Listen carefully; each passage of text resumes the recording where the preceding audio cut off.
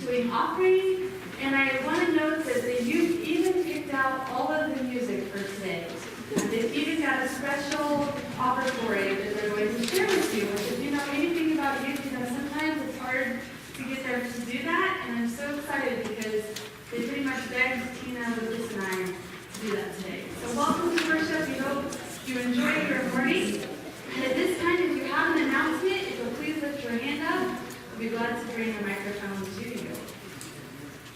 Do we have any announcements for today? Go get him, Jackson. Yes. Okay, the garage sale is over, thank God. But we will have, if you want to go back and pick over anything, I'll be there to take any orders that you have. If there's bigger items that you want to take back, you're more than welcome to take them back. But Sue isn't here, I don't know how much money, I think we went over $2,000 just on the garage sale. I know we did other food too, so we did fabulous. So. Thank you to all who donated items.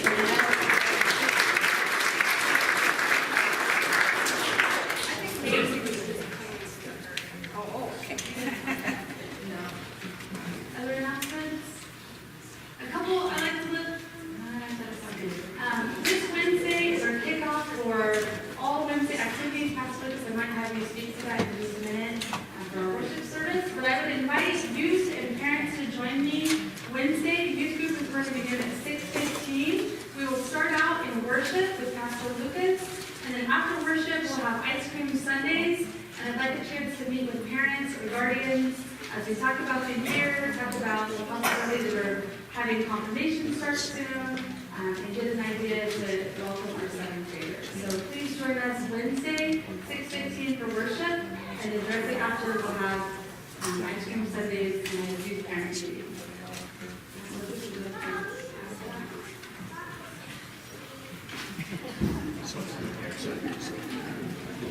Good morning, everybody.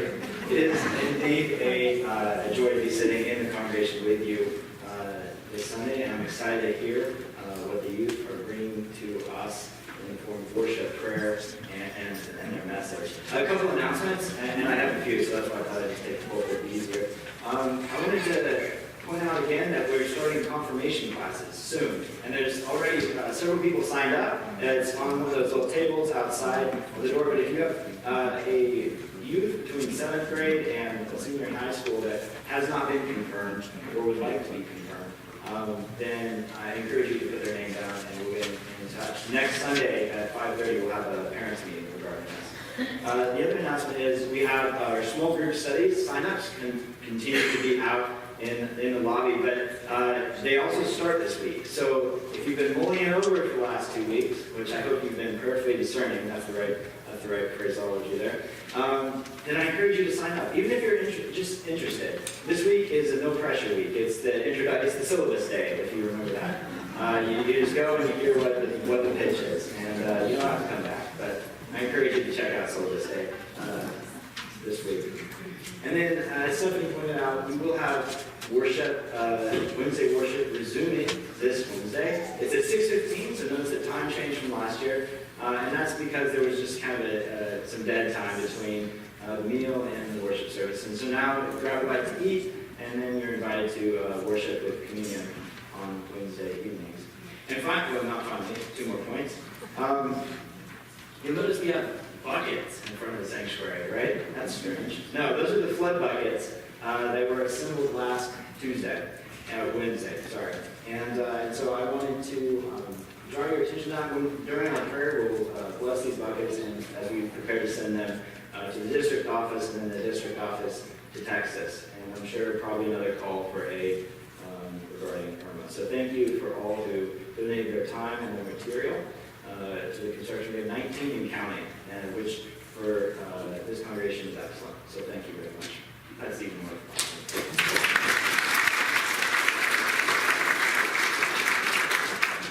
All right, so then my final announcement, and this is in maybe in lieu of my sermon, but I'm nervous to address it, but it needs to be addressed. And that's regarding the visitor we had last week. And so her name was Georgia, so we can call her Georgia now. And there's things that we know about Georgia, and there's things that we don't know about Georgia. We know that she was in need, or she expressed need. She was hungry because she very much liked our hospitality and food. She was emotionally exhausted. She had a statement for an overdue auto bill, and she had mention of health problems herself. And she was guided to our church by Casey's fuel station. And it's important to know that because a lot of people are guided to this church by community members. Our location on the highway is both, and the flaming cross on our building is a sign that we are a missional church, and that we are usually Stephanie and I receive a lot of these road warriors in this sense. But in this last Sunday, she addressed the congregation head on. And it is a challenge discerning when or how we should help. Now, believe me, I myself, as I've mentioned sometimes in sermons, have on many occasions put my eyes to the ground and kept walking by people who asked for help. To my shame, too many times. And I've also interacted with blatant fraud. But perhaps I might be thought of as naive regarding this, and perhaps I am, though it's better, in my opinion, to be naive than apathetic. But last Sunday I discerned Georgia's need, especially given the dire way she approached the congregation, genuine. And wishful thinking? Perhaps, but also perhaps not. And I made a call, and though I attempted to guide her to the office, she wanted to stand by the door. And I did not ask the congregation to give money, though money was given voluntarily. And given the rapidity of the situation, if our knee-jerk reaction as a congregation is compassion and generosity, as I witnessed last Sunday, standing next to her, then regardless of the outcome, I am proud of this congregation, and I am proud to be your pastor.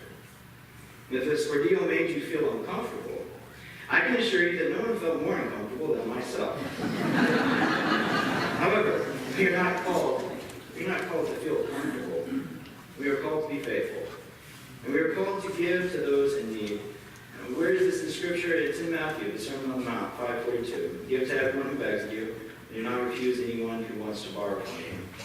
We are called to, at the very least, give recognition and acknowledgement of the image of God in a brother or sister, especially on a Sunday morning. Even if they're strange or alien, or their actions do not quite fit within Kansas small-town convention. Are we to then throw money at everyone we see with a sign on a water maker? Is that what I'm saying? No. That is not what I'm saying. God gave us discerning hearts and minds for a reason. And sometimes money hurts rather than helps. But we are called to discern. We are absolutely called to discern. And we are also called to give something. Even if that something is just looking at the person in the face, looking into their eyes, and recognizing their humanity. So our calling and our response to God's calling as followers of Jesus enabled us to be a prophetic witness. Remember that our call to compassion and generosity in 1 Corinthians is noted as foolishness to the world. The world does not understand it. And yet, out of such foolish acts, we are reminded in Hebrews 13:12, that we might entertain angels. But even more important, in Matthew 25, perhaps Christ himself. Now, obviously, I mentioned this because it needed address, but it's also a larger topic and conversation and teaching that this moment can encompass. So if you would like to discuss this further with me, I'm very happy to do so. But I would also encourage you to join one of the small group studies, talking about Exodus and Genesis, talking about our Methodist identity, what it means when people see the cross and the flame inside of our building, and that we can discuss and learn and grow together in this way. So thank you, and again, I'm proud to be a pastor.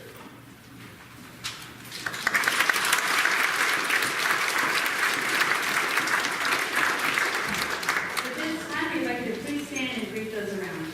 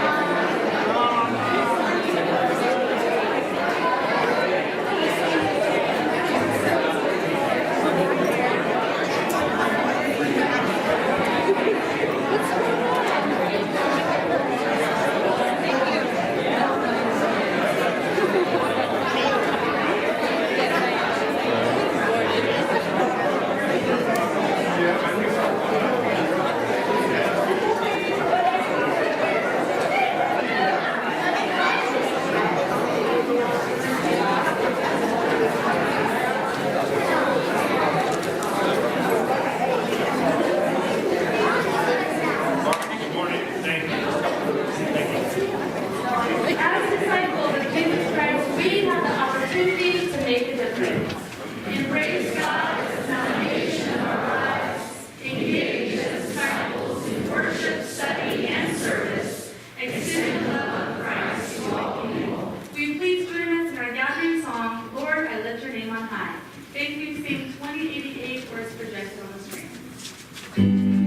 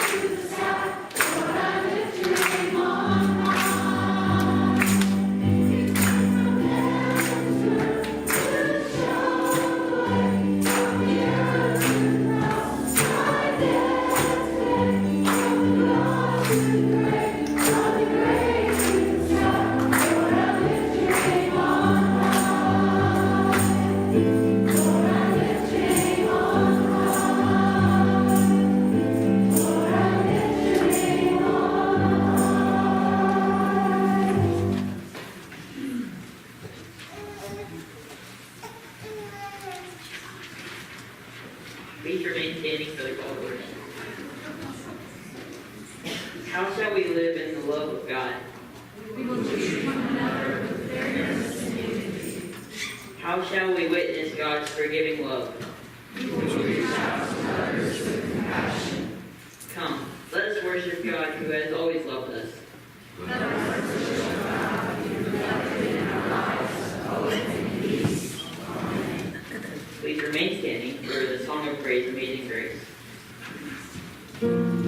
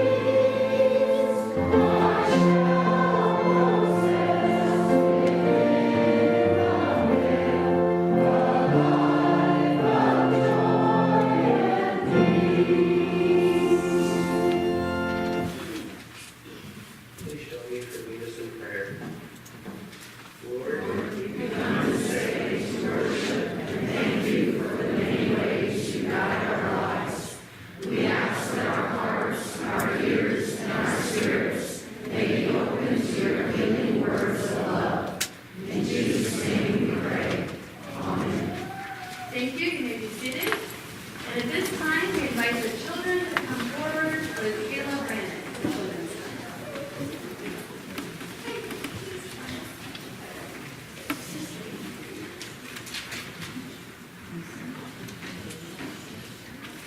I am Kayla. I'm here to tell you about our mission trip and how I saw God. So we went to two houses between our community, and I went to Johnny's house. And we helped him put up his house, but we also built inside of his heart. And there's a dog here with us. Her name is Pepper. And at first we were a little scared of how to take her home. And I had no idea what Stephanie's reaction would be to keeping the dog. So I was just like upset that we wouldn't be able to take her home because she was treated very badly there. But thankfully, I prayed with Tori Haberkamp, which she isn't here right now. But we prayed together, and God showed us the light, and we got to keep the dog.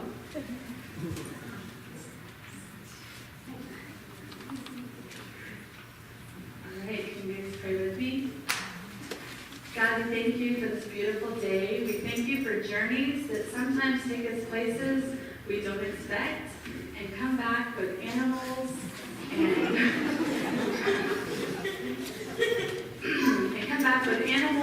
and other experiences that we hold in our heart forever. We give you thanks, oh God, for all the blessings that you give us and for the opportunity to work with the people of Crown Point and for the blessings of all of them. Be with us as we leave this place and to continue to be your hands and feet. In Jesus' name we pray. Amen.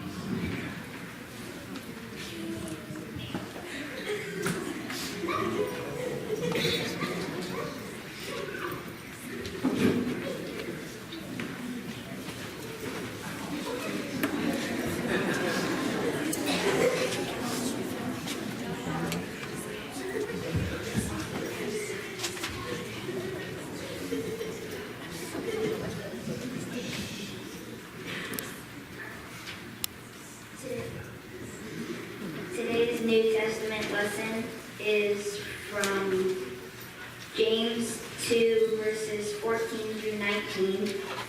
It can be found in your Pew Bible page 981. What good is it, my brothers and sisters, if you say you have faith but do not have works? Can faith save you? If a brother or sister is naked and lacks daily food, and one of you says to them, "Go in peace, keep warm and eat your fill," and yet you do not supply their bodily needs, what is the good of that? So faith by itself, if it has no works, is dead. But someone will say, "You have faith and I have works. Show me your faith apart from your works, and I will, by my works, will show you my faith." You believe that God is one, you do well. Even the demons believe and shudder.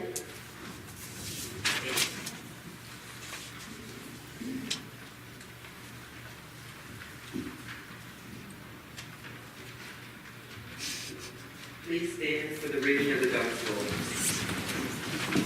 You can find it in your Pew Bible, number 807. Matthew 15, verses 31 through 40. When the Son of Man comes in his glory, and all the angels with him, then he will sit on the throne of his glory, and all the nations will be gathered before him.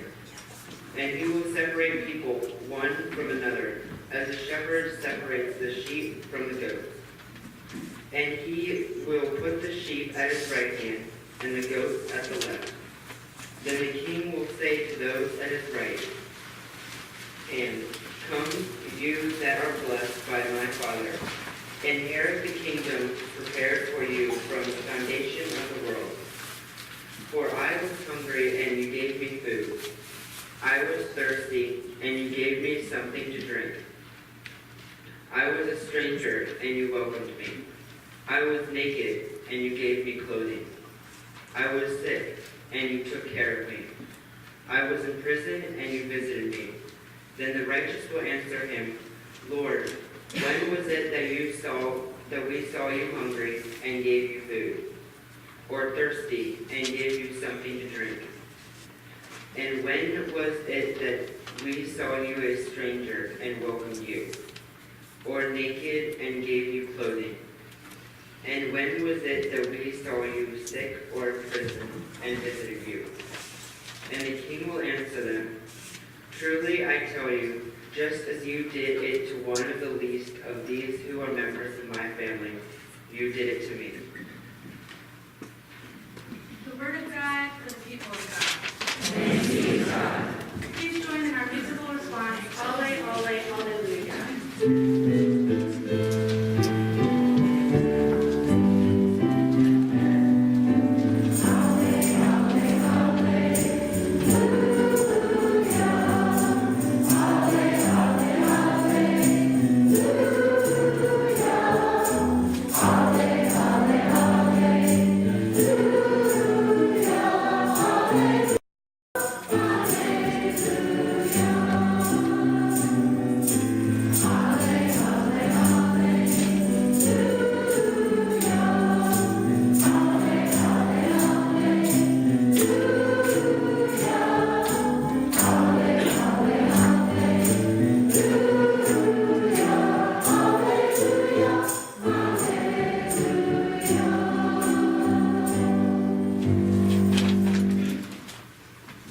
Okay, you may be seated. Hi, for those of you that don't know, I'm Claire. I'm part of the youth group, and I did this because I figured they were going to force me to do anything. So going on mission trips has become my favorite part of summer ever since I went on my first one 4 years ago. I think that these trips have helped shape me who I am as a person and what I'm going to do in my life. And being able to just immerse yourself in the community where you are and make connections with new people and serving others is just so rewarding, and I love it. Being able to connect with all of the other youth in a way that we normally wouldn't either is also really cool too. And even though sometimes we're all really grouchy because we're tired or we're dirty from working or we've just been around each other too much, it's still really fun, and at the end of the week, I'm always glad I went. Living in Silver Lake, I know that I'm privileged, and so being able to use that privilege and actually help other people with it is definitely something that I enjoy and I want to do with my life. And I think that mission trips are important because they help teach you not only about yourself, but also about God and really just how the world works in general. And I truly think that everyone should have the opportunity to go on a mission trip if you can at some point in your life, because there's honestly nothing else like it, and I would go every day if I could. So this summer for our mission trip, we traveled to Crown Point, New Mexico, which is just a little town outside of the Navajo reservation down there. But the location that we were working at was actually on the reservation. We were working with Next Step Ministries, which has locations pretty much all over the country. But at this particular one, we were just doing construction, kind of like we did last year. So I really liked working with Next Step because they had really good worship and devotions, and you could tell that their staff actually wanted to be there and that they really cared about the people they were helping, and so that was really cool. On our first day of work, they ended up splitting our group up into 2 different work crews to go to 2 different sites. And I was in the group with Stephanie, Pastor Lucas, and half of the youth. We worked at this man named Johnny's house, and we ended up putting drywall up, which was a new experience for most of us. And we were sanding and mudding too. So now that we've added drywalling to our resume, if you want your house renovated, hit us up. So I feel this mission trip was meant more to me than a lot of the others have, just because we were able to connect more with the people that we were helping than we usually do. Johnny was there every single day that we were working, and he always ate lunch with us and shared his stories and his culture. And one day he even cooked lunch for us to say thank you. I know that Cheyenne's going to say more about him in detail, but I just feel this trip was especially meaningful because of him. Another thing that was really cool about the trip was that we actually got to experience the Navajo culture and learn about it. Like when you're on the reservation, it just felt like a different world. And so being able to experience their like way of life and their beliefs and customs is just so cool. And I'm really glad I was able to experience that.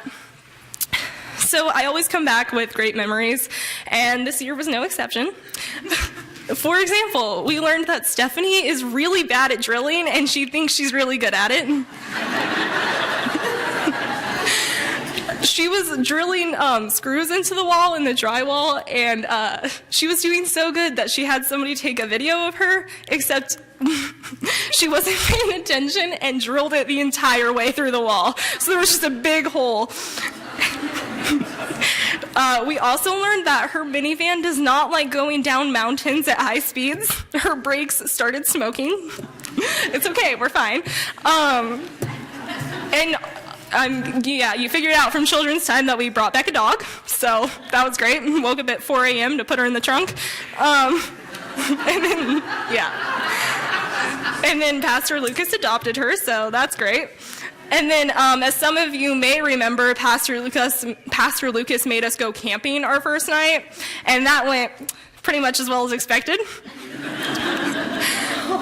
It was okay. I was apprehensive, but it ended up being okay, but I would still never go again. And then, yeah, we tried making breakfast, or Lucas tried making breakfast for us in the morning over an open fire, and then it didn't work until the girls stepped in and he left. Yeah. And then one night at the Next Step place, we had a lip sync battle with like all of the different work crews, and the image of Pastor Lucas lip singing to Carly Rae Jepsen with a wig on made from trash bags is something I will never be able to unsee.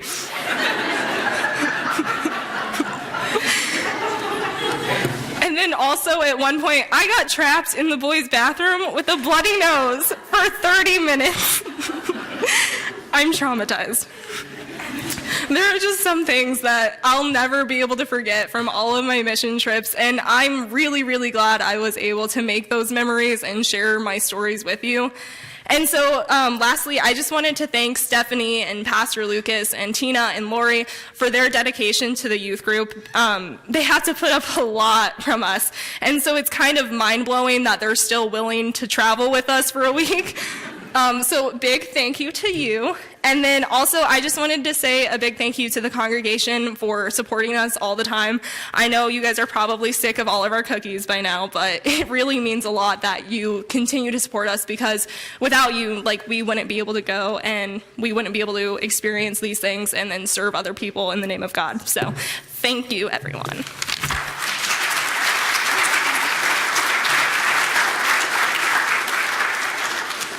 All right. Hi, I'm Cheyenne Yeti. As Claire said, I worked with Johnny as well, and he was probably the sweetest older man I have ever met.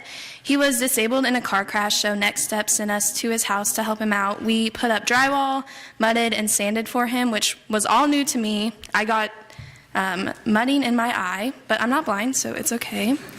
Originally, we only planned on doing his living room, but we were able to do parts of his kitchen and a hallway as well, and he was very thankful for that, and I'm personally very proud of my group because we got a lot done, and some of us hadn't done anything in the construction world yet, so that was really nice. But how Johnny thanked us is what made this trip so memorable for me. Every day he ate lunch with us, and on the second day he showed us pictures of his grandmother who raised him from birth.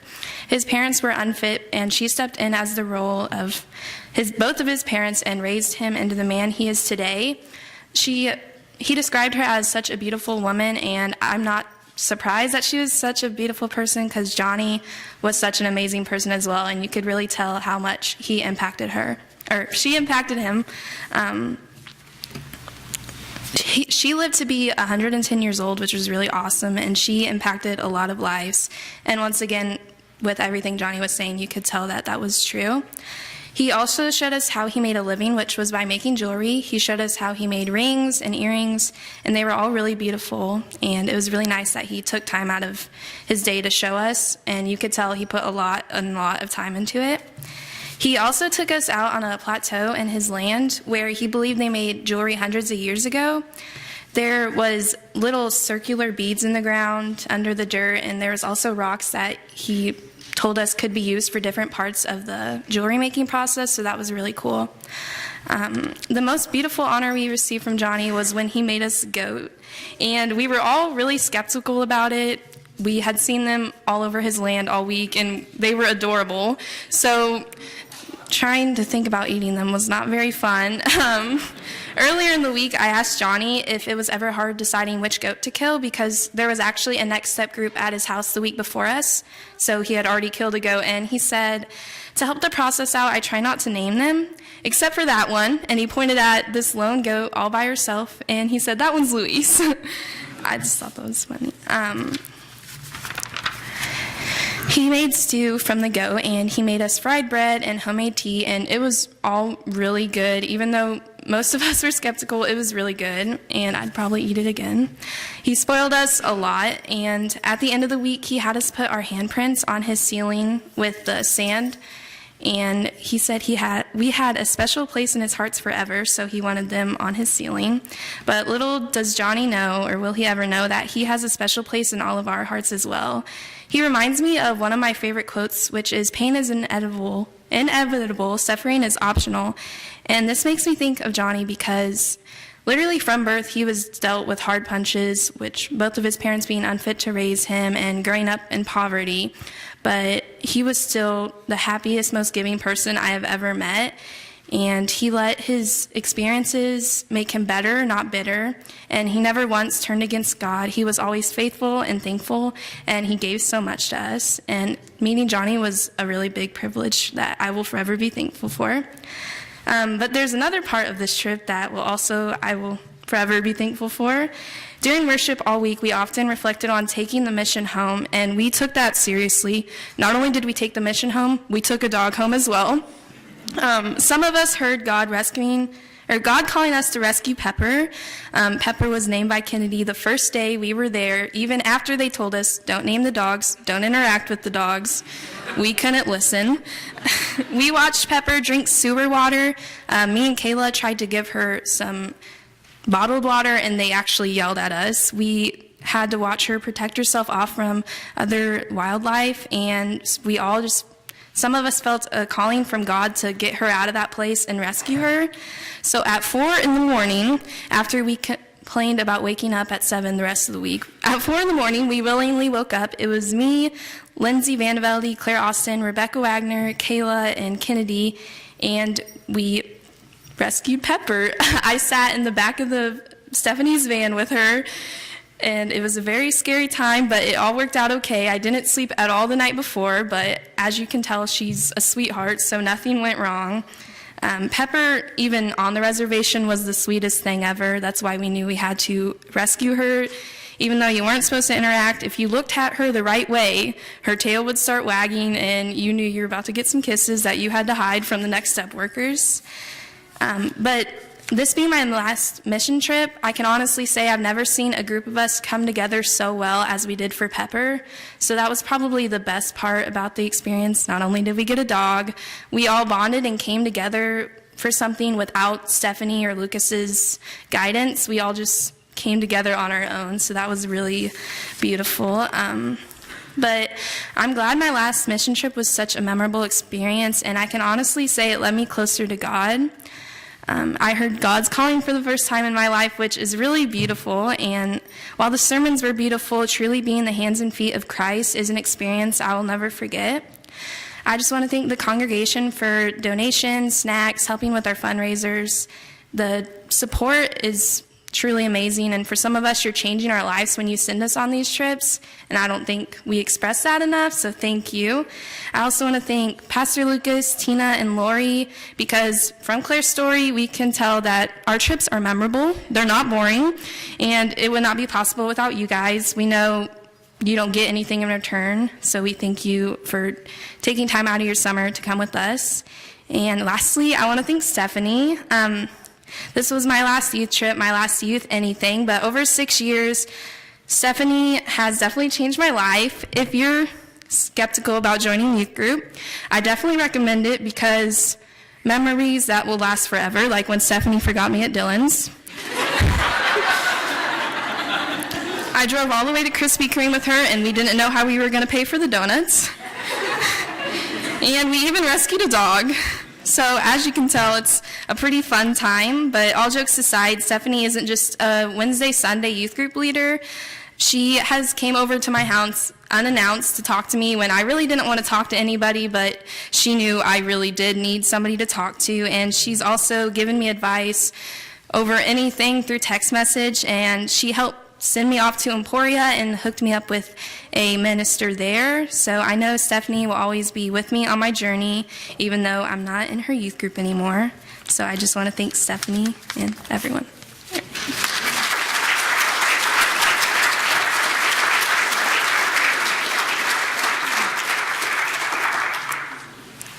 Will you please join us for our know we are Christians by our love. Take through Samuel 22:23.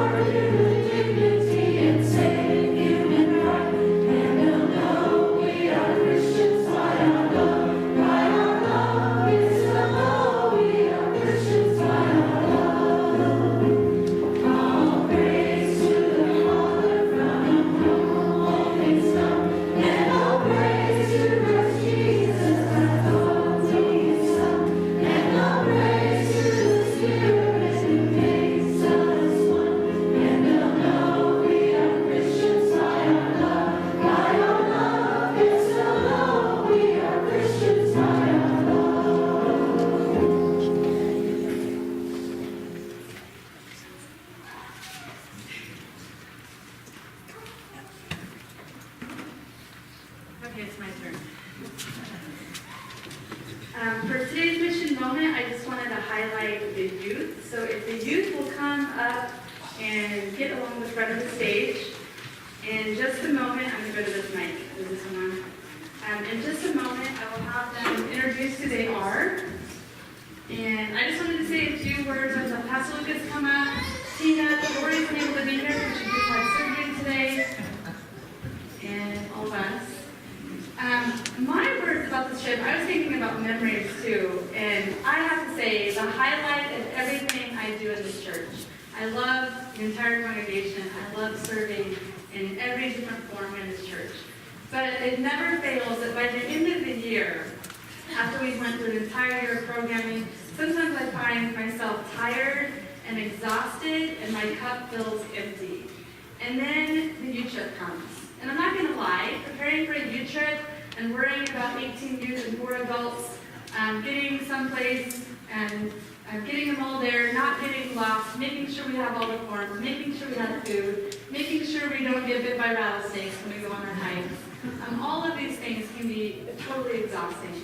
But every time I go on these mission trips, I find that my faith in God and people and what we're called to do as Christians is so much stronger. And the first thing I want to do is say special thanks to Pastor Lucas and to Lori and to Tina. Because let's face it, I get paid to do this. I do. But these three, they volunteer, and they answer the call, and they say, you know what, sure, I'll take a week away from the office after Lucas, and I'll go on a mission trip with you, knowing that he still has to plan for whatever's happening before we leave and when we come back. As you all knew, last year, when he first came, he wasn't even here officially, and he picked up the phone and called and said, I want to be in mission with you, even though I'm not starting yet, is that okay? And honestly, it's because we have good leadership in you, Pastor Lucas, that you set the bar so high, so I want to say thank you to you. Tina Bledsoe has been in this youth ministry since Derek was in 7th grade, 6th grade. How old is Derek now? 26. And Tina has answered the call to be in leadership with me.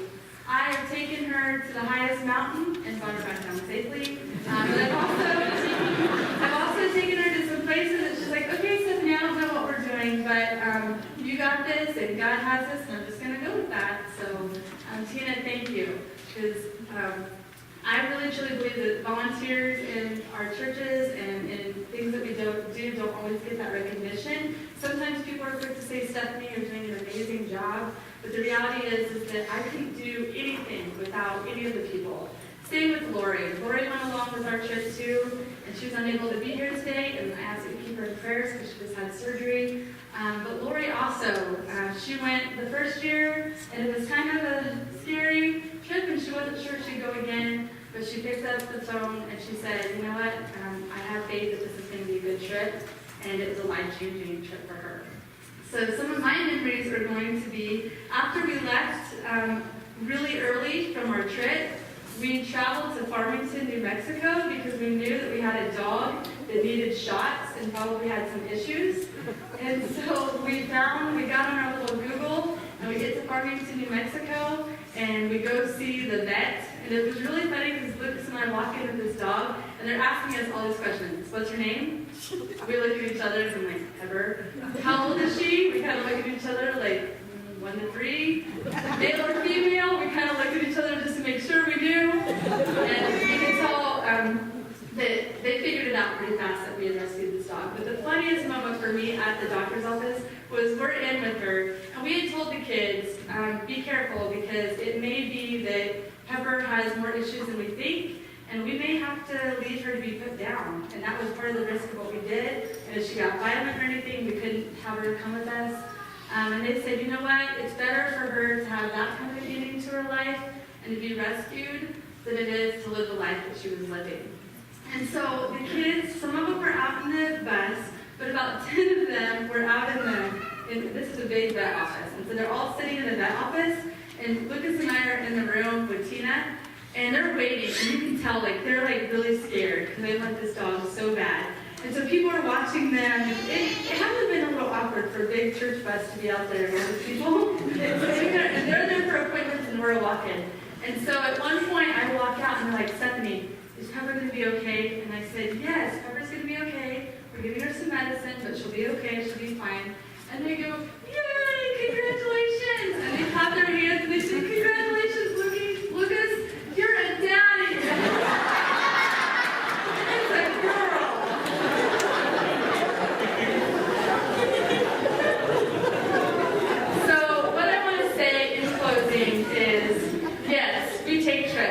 Yes, we have fun, we laugh, we play, we do all these things. But if you look around at these youth right here in front of me, they are the hands and feet. They truly believe in taking the word and the works beyond this church. They're always willing to do things. Mission Mania, doing Mission Mania. We've had kids that people in our church have called and said, can you do this?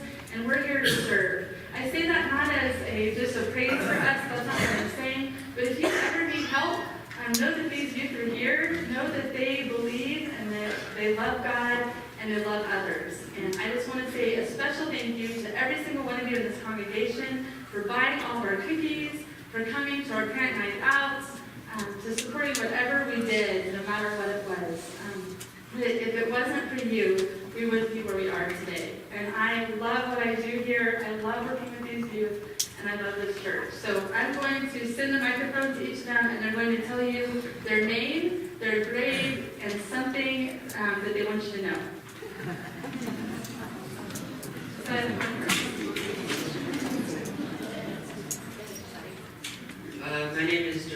Ross, and I'm in 9th grade. And I really loved how after a tiring trip to New Mexico, we were greeted by such a lovely crowd. My name is Calvin Farman. I'm in 8th grade.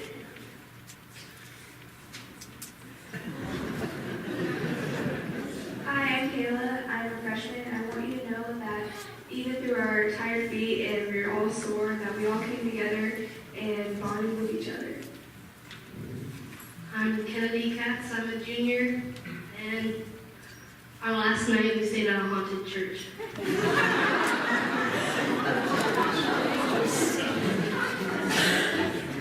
Ella Ross. I'm in 7th grade, and I'm really looking forward to my first year in youth group.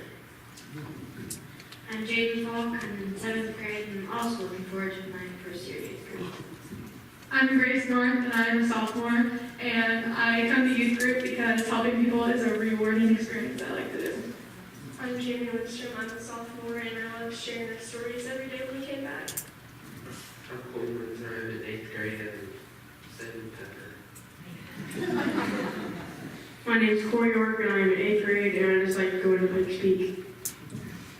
I'm Claire. I'm a senior, and I like surviving going down Pikes Peak. I'm Cheyenne. I'm a freshman in college. I'm Florida State. I'm gonna bounce off Kennedy. Last night, me and Stephanie took Pepper out to go to the bathroom at like 3 in the morning. And then we had to go to the bathroom when we got back, so we went together because that church was haunted. We were walking back to where we were sleeping, and we heard a loud bang, and we looked at each other, and we ran. So we survived.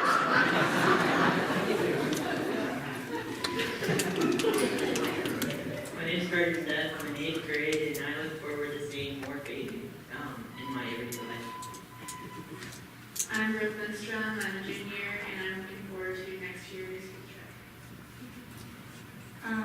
I'm Xander Seth, and I'm just starting, I'm in 7th grade, and I'm just starting youth group, and I'm looking forward to learning about God. My name is Tina Bledsoe, and I'm in 3rd grade.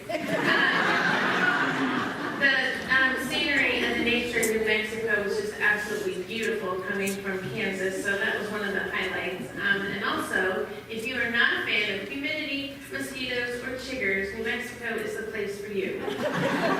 And one of my highlights was being able to spend time and visit with Connie and John Mick.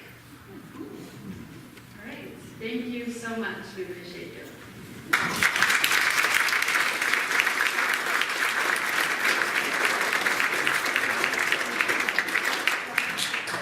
And now, the youth, we're begging that we have to do special music today.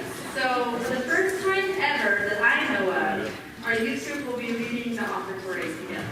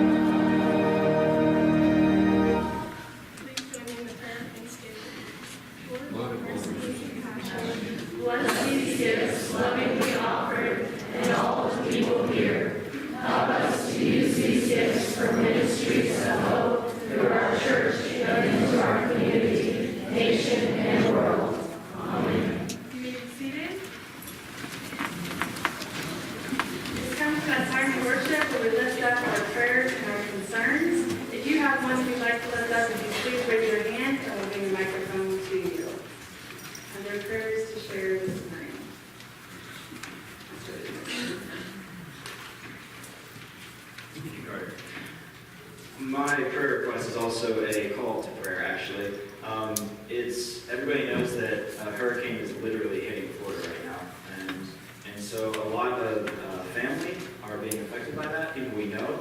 I got a text from Craig Strongman this morning saying, please pray for his son, Brandon, who is hunkered down, catching the brunt of it with his girlfriend right now. And so I wanted to lift up this opportunity to pray specifically for the hurricane, the victims that have already been affected by the previous hurricane in Texas, but also this one affecting Florida, but also Cuba and the Caribbean and those islands as well. And following this time of prayer, which we're going to hold a moment of silence, as somebody's name comes to mind that you know is being affected, I invite you to lift that name up in this time of prayer, and then we'll close with a blessing over our flood buckets that they may find where they need to go. So let's join together in a time of silent prayer and lift up those affected that we know in time of prayer. Let's pray.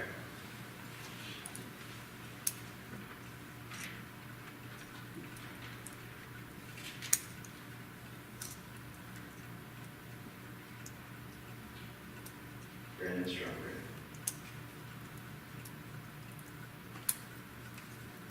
Marco, David Howe. Joanne Rita. Brian Kramer. Megan and Jeremy Becker. Eric and Kay. Eric Cowboy. Janet and Jalen Brooklyn. Goslin's Mountain Fire.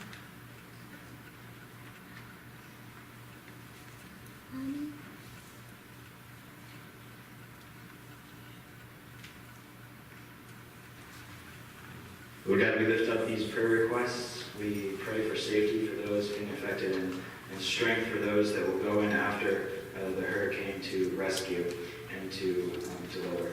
Lord, we pray a special blessing over these flood buckets, that they may find their mark of need, Lord, that they may speed to those who are affected, and that they may be a blessing to those lives. Thank you for the energy and the strength that you have given this congregation to assemble this effort, and for the stamina for future efforts. All this we all pray in Jesus' name. Amen.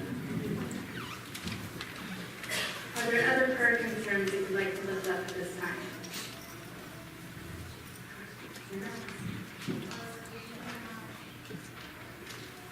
The junior high social studies teacher, Mr. Johnson, his grandma passed away last Thursday.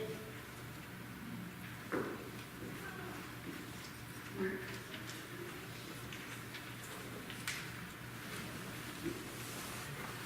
Family friend, Bob Stanbaugh, he had handwritten. This morning on my way to Walmart, as I was coming out of Walmart, I was having a hard time getting things in my cart. And my cart was going one way, and I was really struggling. And this man came up, and he helped me, and he asked me what I was doing. And I told him that I was headed to worship, and I was a youth director, and we're having a celebration today. I thanked him for helping me and for being so hospitable. And as he left, he grabbed my hand, and he had tears in his eyes.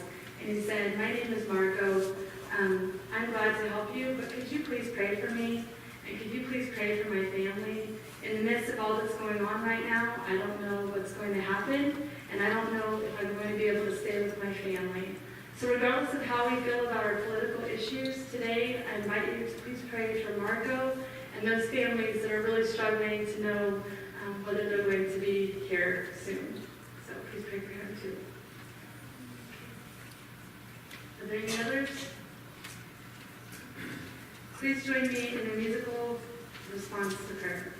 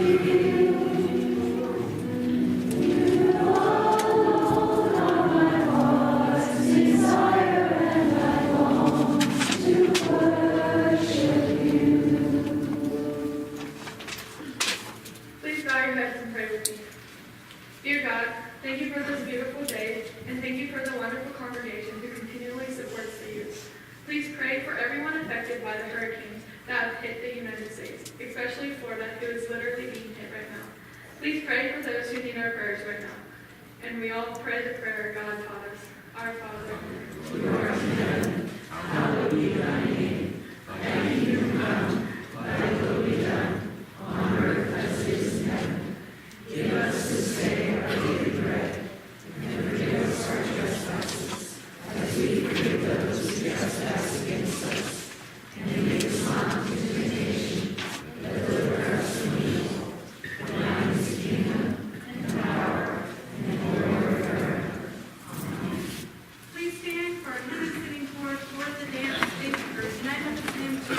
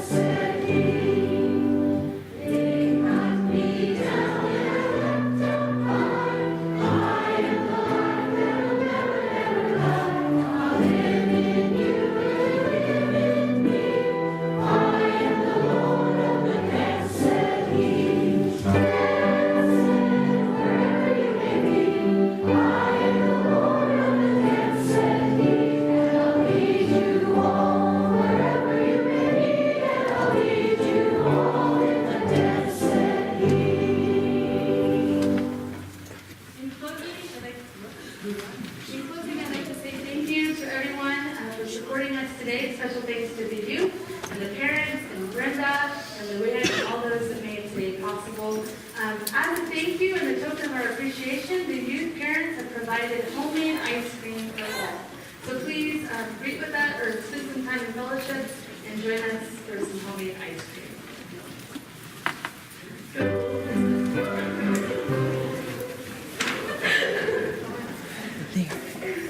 Go boldly into the world in the confidence that God is with you, guiding your steps in the paths of peace and healing. Bring the good news of God's love to all you meet. Go in peace. Amen.